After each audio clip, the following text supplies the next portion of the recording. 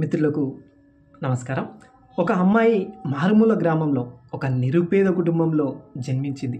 రెక్కాడితే గాని డొక్కాడని పరిస్థితి వాళ్ళ తల్లిదండ్రులది. ఆ అమ్మాయి పుట్టినప్పుడు తల చిన్నగా ఉందని, ముక్కు పెదవులు వికారంగా ఉన్నాయని ఆ గ్రామస్తులు వెక్కిరించారు. ఆ అమ్మాయిని వదిలించుకోమని కొంతమంది సలహా ఇచ్చారు.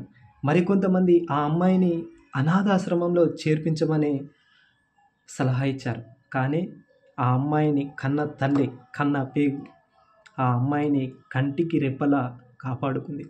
ఆ అమ్మాయి 9th క్లాస్లో ఉన్నప్పుడు వాళ్ళ పీఈటీ వెంకటేష్ ఆ అమ్మాయిలో ఉన్న ప్రతిభను గుర్తించాడు. సీన్ కట్ చేస్తే 2016లో ద్రోణాచార్య అవార్డు గ్రహీత నాగపూరి రమేష్ ఆ అమ్మాయిని హైదరాబాద్ తీసుకువచ్చి స్పోర్ట్స్ అథారిటీలో శిక్షణనిప్పించాడు. 2024 ప్రపంచ పారా అథ్లెటిక్లో 400 మీటర్ల T20 విభాగంలో ఆ అమ్మాయి ప్రపంచ ఛాంపియన్గా నిలిచి మూవన్నెల జెండాను రెపరెపలాడించింది. అంతేకాకుండా 2024లో పారా ఒలింపిక్స్ ప్యారిస్లో జరిగిన ఒలింపిక్స్లో ఆ అమ్మాయి కాంస్య పథకాన్ని గెలుచుకుంది. గ్రామస్తుల మాటలకు ఆ అమ్మాయి చేతలతో సమాధానం ఇచ్చింది.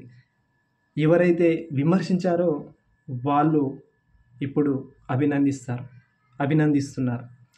ప్రతిభకు పేదరికం అడ్డు కాదని నిరూపించింది ఆ అమ్మాయి.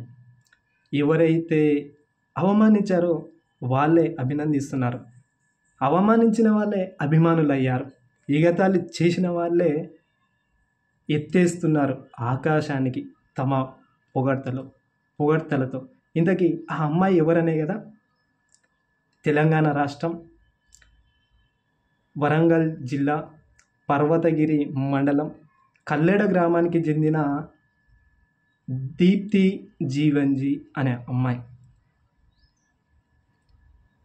ఆ అమ్మాయి జనవరి 17 శుక్రవారం రోజు రాష్ట్రపతి చేతుల మీదుగా అర్జున అవార్డు అందుకున్నది.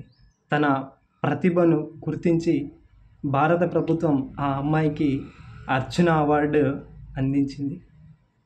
ఎవరైనా మనల్ని విమర్శిస్తున్నారంటే విమర్శించనివ్వాలి.